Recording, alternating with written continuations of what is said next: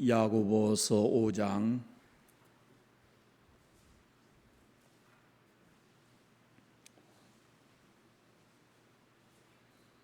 1절부터 6절 말씀까지입니다.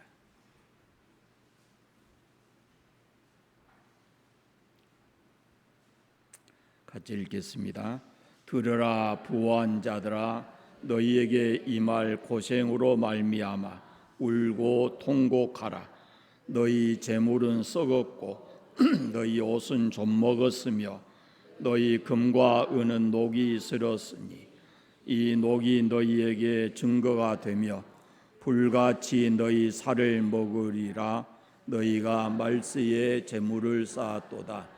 보라, 너희 밭에서 추수한 품꾼에게 주지 아니한 싹시 소리를 지르며 그 추수한 자의 우는 소리가 만군의 주의 귀에 들렸느니라. 너희가 땅에서 사치하고 방종하여 살육의 날에 너희 마음을 살찌게 하였도다. 너희는 의인을 정죄하고 죽였으나 그는 너희에게 대항하지 아니하였느니라. 아멘. 야고보서 5장은 세 부분으로 나누어서 생각을 할 수 있습니다. 지금 읽은 1절부터 6절까지의 말씀은 정당한 대우를 받지 못하는, 이 사회 속에서 정당한 대우를 받지 못한 사람들의 이야기고, 7절부터 12절까지는 주님 재림을 기다리는 신앙에 대해서 말씀하고, 마지막 13절부터는 육체의 질병으로 고난받는 사람들, 또 영적으로 타락해서 진리를 떠나는 그런 사람들의 이야기가 마지막 부분에 있습니다. 오늘 말씀은 시작하는 말씀에 보듯이 이 물질주의자, 부에 대한 어떤 문제를 말씀하고 있는데, 물질주의자들에 대한 그런 경고입니다. 성경은 부유한 자를 정죄하지 않습니다. 본문에서 말하는 부자는 이 그릇된 방법으로 부자가 됐고 그 부를 잘못 사용한 사람들에 대한 말씀입니다. 물질을 그들의 인생의 가장 중요한 목표로 삼거나 삶의 가치관으로 삼는 사람들, 이런 자들이 물질주의자고, 성경은 이런 사람들에 대하여 분명하게 경고하고 있습니다. 첫 번째는 어떻게 물질을 얻는가라는 것에 대한 말씀입니다. 4절 말씀을 보시면, 보라, 너희 밭에서 추수한 품꾼에게 주지 아니한 싹시 소리를 지르며 그 추수한 자의 우는 소리가 만군의 주의 귀에 들렸느니라 그럽니다. 부자가 되는 것을 문제 삼지 않습니다. 부를 축적하는 것도 잘못이 아닙니다. 다만 어떤 방법으로 물질을 소유하고 축적했는지 그 방법과 태도에 대한 말씀을 하고 있습니다. 이스라엘 백성들이 가나안 땅에 들어간 후에 그들이 취해야 될 물질관에 대해서 신명기에 분명하게 말씀하고 있습니다. 신명기 24장에 보시면, 곤궁하고 빈한한 품꾼은 너희 형제이든지 너희 내 땅 성문 안에 우구하는 객이든지 그를 학대하지 말며 그 품삯을 당일에 주고 해진 후에까지 미루지 말라. 이는 그가 가난함으로 그 품삯을 간절히 바람이라. 그가 너를 여호와께 호소하지 않게 하라. 그렇지 않으면 그것이 네게 죄가 될 것임이니라 그럽니다. 이 팔레스타인 노동자들은 주로 농사의 품꾼으로서 일을 하는 사람들인데, 이 사람들이 기아에 허덕일 정도로 굉장히 가난한 삶을 살았다고 합니다. 그래서 하루라도 이 품삯을 받지 않으면 그날 온 가족이 굶어야 하는 그런 절박한 상황에 있는 겁니다. 그래서 하루 종일 일을 하면은 해질녘에 다 그것을 계산해서 이렇게 주는 성경의 그런 모습들이 더러 비춰집니다. 레위기 19장에도 이렇게 말씀되어 있습니다. 너는 내 이웃을 압제하지 말며 착취하지 말며 품꾼의 삭슬 아침까지 밤새도록 내게 두지 말며 너는 귀먹은 자를 저주하지 말며 맹인 앞에 장애물을 놓지 말고 네 하나님 여호와를 경외하라. 나는 여호와니라 그럽니다. 4절의 부자는 오늘 말씀해 보면은 품꾼의 삭슬 일방적으로 자기가 파괴하고 그걸 지불하지 않고 연기했다라는 겁니다. 성경에 이런 방법으로 부를 축적한 그런 부자들을 경고하고 있습니다.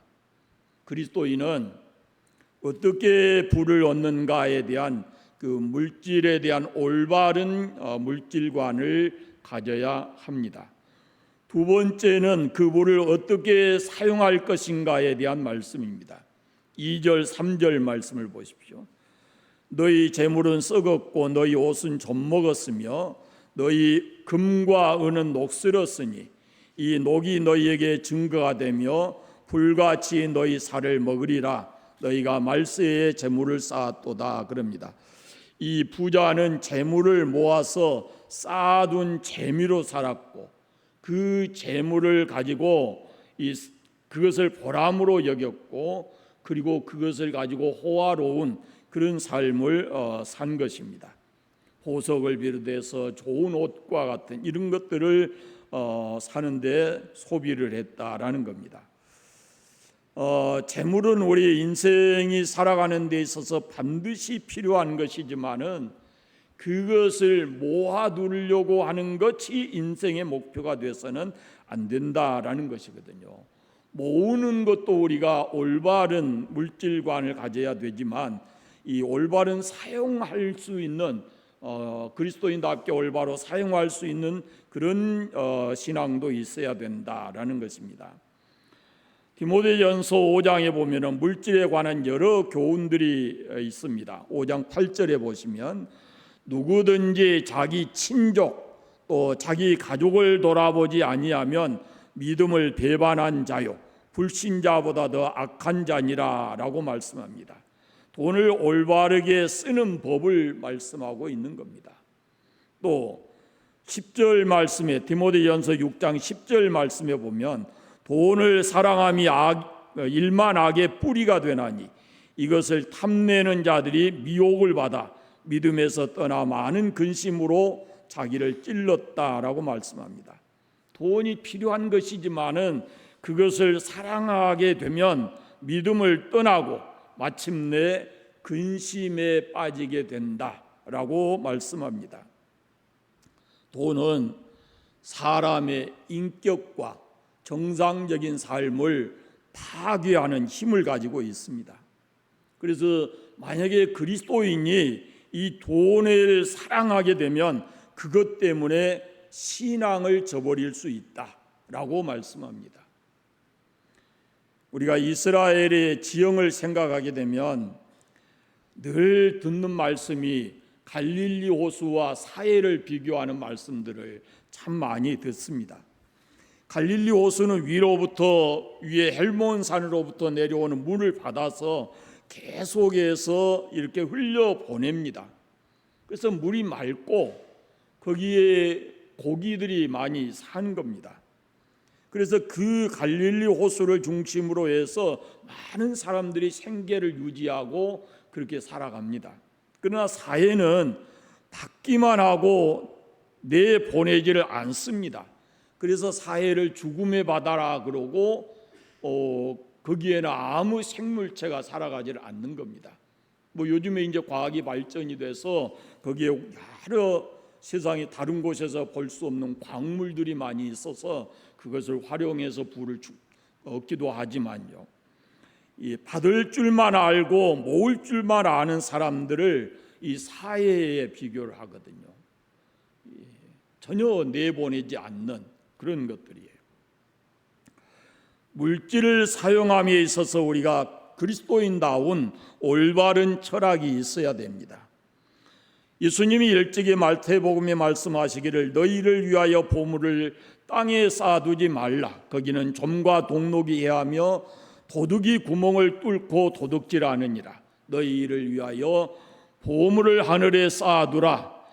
거기 좀이나 동록이 해하지 못하고 도둑이 구멍을 뚫지도 못하고 도둑질도 못한다라고 말씀합니다. 그리스도인이 저축을 부정하거나 또 투자나 사업에 대한 의욕을 버려야 된다라는 말씀이 아닙니다. 잠언 30장에 보면요, 땅에 작고 가장 지혜로운 것 넷이 있으니 곧 힘이 없는 종류로되 먹을 것을 여름에 예비하는 개미와, 이렇게 되어 있습니다. 개미를 통해서 그리스도인들의 지혜로운 삶을 배울 것을 말씀하는데 여름에 겨울을 위해서 준비한다, 이렇게 말씀하고 있습니다. 저축하는 것이 잘못이 아니라는 겁니다.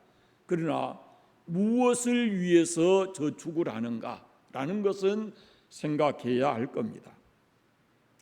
요한 예슬레라고 하는 사람이 그리스도인이 가져야 될 물질관에 대해서 세 가지를 이야기를 했습니다. 첫째는 열심히 일해라. 두 번째는 열심히 저축해라. 세 번째는 하나님과 의를 위해서 써라, 이렇게 말씀을 합니다. 근데 오늘 성경에 나오는 이 부자는 마땅히 지불해야 될 품꾼의 품삯을 지불하지 않고 그걸 착취한 겁니다. 그리고 그것을 자신의 사치와 연락된 삶, 이것을 위해서 소모했습니다. 정당한 싹을 지불하지 않는 것도 죄인데 그 돈을 가지고 자기가 사치하고 연락하는 그런 삶에 빠져 산 것, 그것도 역시 하나님 앞에서는 죄인 겁니다. 이런 부를 결코 축복이 아니죠. 그렇게 남의 것을 착취해서 자기의 쾌락을 누리고 사치하고 하는 이런 것은 이것은 결코 축복이 아닙니다. 오히려 그 인생에 있어서는 그것이 저주가 될 수 있습니다. 현대인들에게는 물질이 강력한 우상으로 군림을 하고 있습니다. 이런 시대에 사는 우리 그리스도인들은 물질에 대한 확고한 고백을 가져야 합니다. 정신이 확실해야 되는 겁니다. 물질은 결코 내 인생의 목표나 내가 사랑해서는 안 될 것이다 라는 확실함을 우리가 가져야 된다라는 겁니다. 그리스도인들이 올바른 물질관을 정립한다면 다음과 같은 다음의 말씀을 깊이 묵상해야 할 것입니다. 디모데전서 6장에 말씀하시기를 네가 이 시대에서 부한 자들을 명하여 마음을 높이지 말고 정함이 없는 재물에 소망을 두지 말고 오직 우리에게 모든 것을 후히 주사 누리게 하시는 하나님께 두며라고 말씀합니다. 물질은 하나님께서 주십니다. 그러므로 물질을 주셨을 때 우리의 시선이 그 물질에게 머물러 있어서는 안 되고 그것을 나에게 허락해 주신 하나님께 우리의 시선을 두어야 된다라는 그런 말씀입니다. 세 번째는 언젠가 있을 심판에 대해서 말씀을 합니다. 심판이 확실하게 있다는 것을 말씀하고 있습니다. 자, 1절부터 3절까지 말씀을 다시 한번 읽어보겠습니다. 들으라 부한 자들아, 너희에게 임할 고생으로 말미암아 울고 통곡하라. 너희 재물은 썩었고 너희 옷은 좀먹었으며 너희 금과 은은 녹이 슬었으니 이 녹이 너희에게 증거가 되며 불같이 너희 살을 먹으리라. 너희가 말세에 재물을 쌓았도다. 부가 오래가지 않는다는 말씀입니다. 재물, 금과 은, 화려한 옷, 그것도 다 필요 없이 하나님 앞에서 낱낱이 심판받을 때가 온다라고 말합니다. 어리석은 부자를 향해서 오늘 밤에 내 영혼을 도로 찾으리라고 말씀을 합니다. 그날이 언제일지 모른다는 말씀이죠. 우리는 세상에서 부를 추구하고 그것을 가지고 사치하고 쾌락적인 삶을 살려고 하는 그런 욕망이 있지만 우리에게 언제 심판의 날이 이를지 그걸 모른다는 거죠. 오늘 말씀해 보시면 심판의 날을 가리켜서 살육의 날이라 이렇게 말씀합니다. 5절 말씀을 보십시오. 너희가 땅에서 사치하고 방종하여 살육의 날에 너희 마음을 살찌게 하였도다 그럽니다. 마치 죽을 줄 모르고 도살장으로 끌려가는 소나 돼지와 같다라는 말씀이거든요. 한 아이가 이상한 광경을 보았습니다. 어떤 아저씨가 돼지를 도살장으로 끌고 가는데 돼지가 그 사람을 줄줄줄 따라가는 겁니다. 이 아이가 보니까 이상하고 신기하기도 해서 그 아저씨에게 자세하게 비결을 물어봤습니다. 그러니까 이 아저씨가 이리 와서 봐라 그러면서 보여주는 것이 돼지 앞에서 가면서 콩을 떨어뜨리는 거예요. 콩을 계속. 그러니까 돼지가 그 콩 주워 먹는 재미에 어디 가는지도 모르고 도살장으로 끌려가고 있었던 겁니다. 여러분, 많은 사람들이 다를지 모릅니다. 조금 생긴 돈에 그 재미를 붙여서 사람들이 돈 버는 재미에 정신이 없어서 어느 순간에 내가 내 인생의 마지막이 올지, 내가 어떤 모습으로 심판주 앞에 설지 그것들을 생각하지 않고 살아간다는 겁니다. 그러면 모든 부자가 다 그렇습니까? 그렇지 않습니다. 성경에는 인격과 신앙이 훌륭한 부자도 많이 나옵니다. 물론 신앙과 물질관이 바르게 확립된 사람이 부자가 되면은 괜찮은데 이 물질관에 대한 확실한 신앙도 어떤 물질관에 대한 정립이 되어 있지 않는데 이런 사람들이 부를 쫓아서 부자가 되면 자칫 그 신앙도 잃어버리고 돈 때문에 인격도 잘못되게 된다라는 그런 말씀입니다. 심판주가 문 앞에 서 계신다 그럽니다. 9절 말씀을 보십시오. 읽지 않았습니다만 좀 넘어가서 형제들아 서로 원망하지 말라. 그리하여야 심판을 면하리라. 보라 심판주가 문 밖에 서 계시니라 그럽니다. 여기 말하는 심판주는 다시 오실 예수 그리스도입니다. 심판주가 결코 멀리 계시지 않는다라고 말씀을 합니다. 우리가 심판주 앞에 설 때 증인이 필요한데 오늘 성경에는 증인도 증거물도 확실한 겁니다. 증인은 품삯을 받지 못하는 품꾼이고 증거물을 보세요. 증거물은 부자들이 부당하게 모아놓은 재물입니다.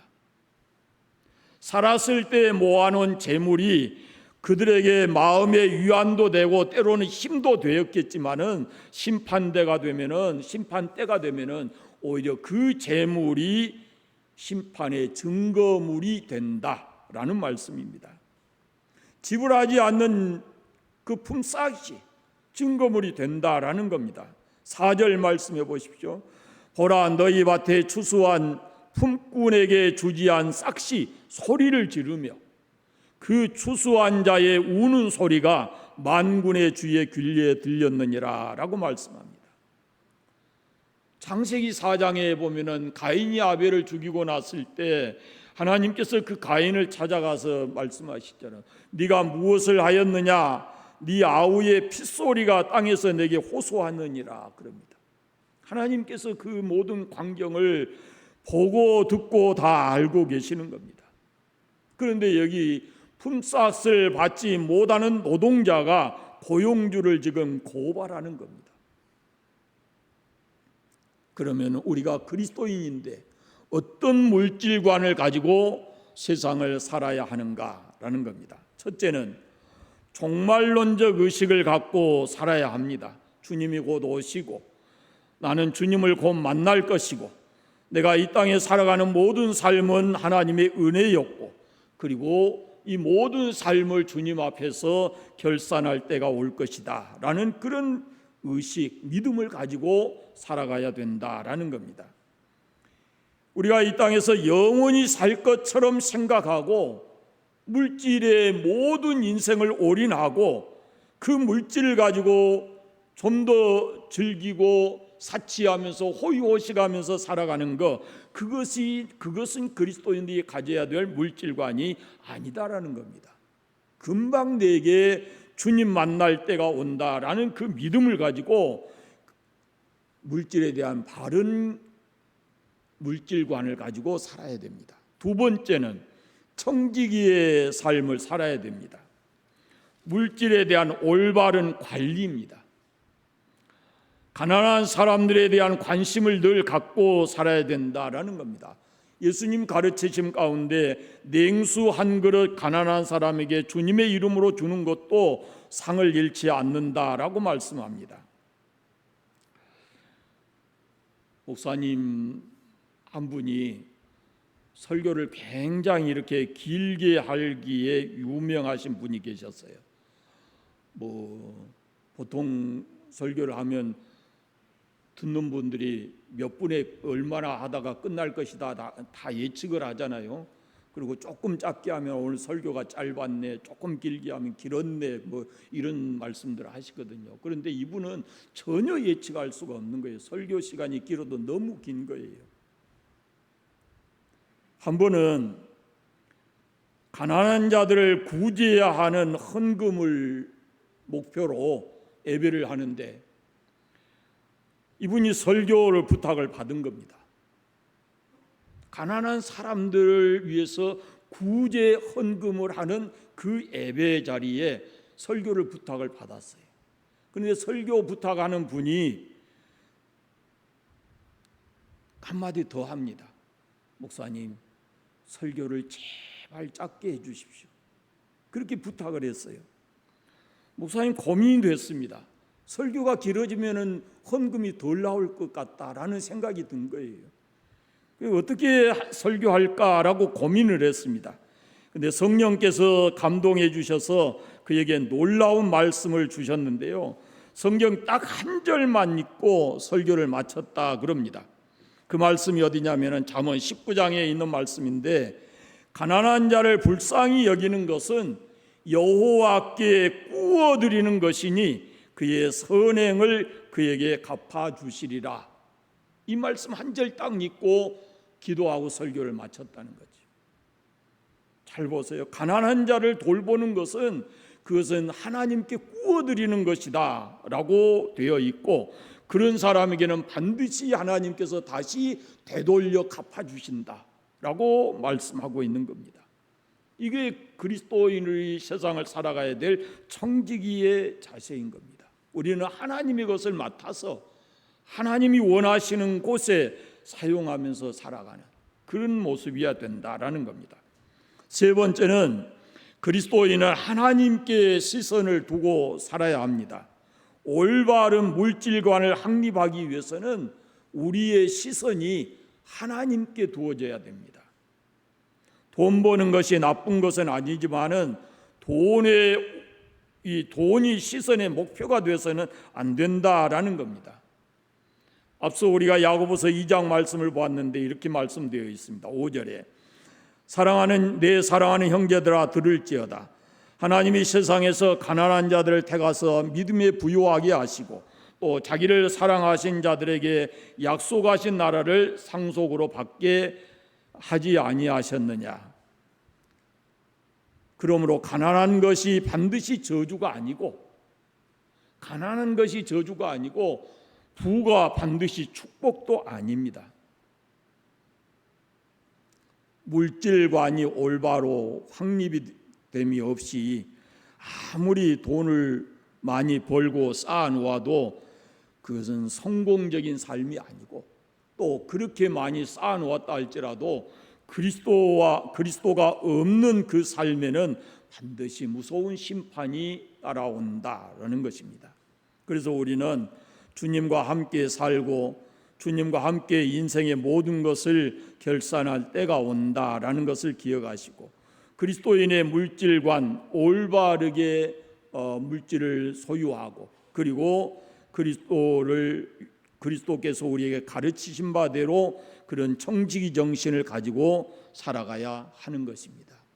우리는 늘 우리 자신과 물질과의 이 관계를 한 번쯤은 생각해 보아야 합니다.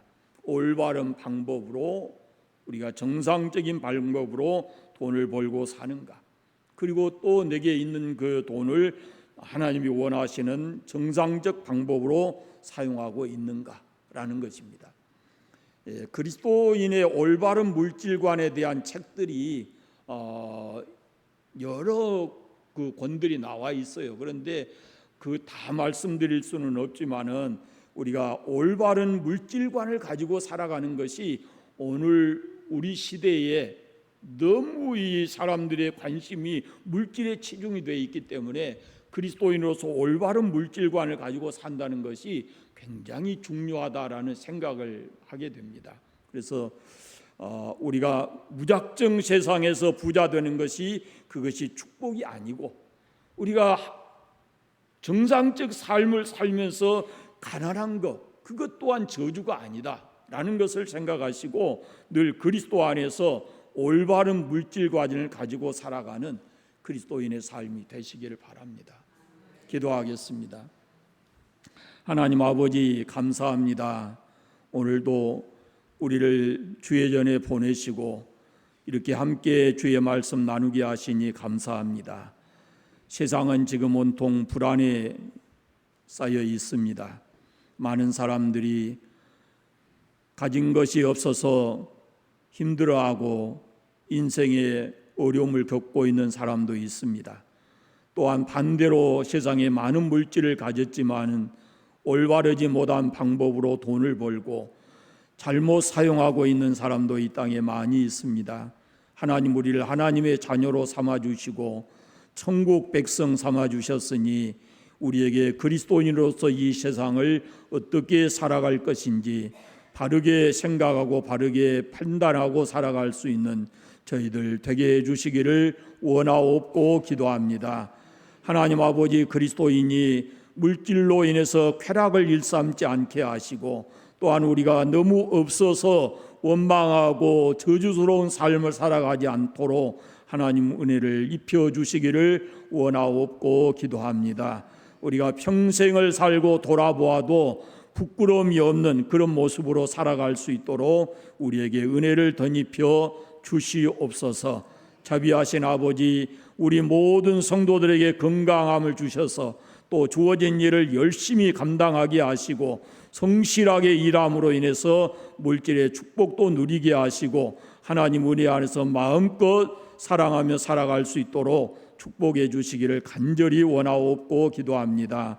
하나님 아버지, 이 나라가 온통 불안에 쌓여 있습니다. 태풍이 올라온다 해서 아버지 하나님, 많은 사람들이 불안해하고 있는데 피해가 많지 않게 하시고 또 잘 이겨낼 수 있도록 하나님께서 은혜를 베풀어 주시옵소서.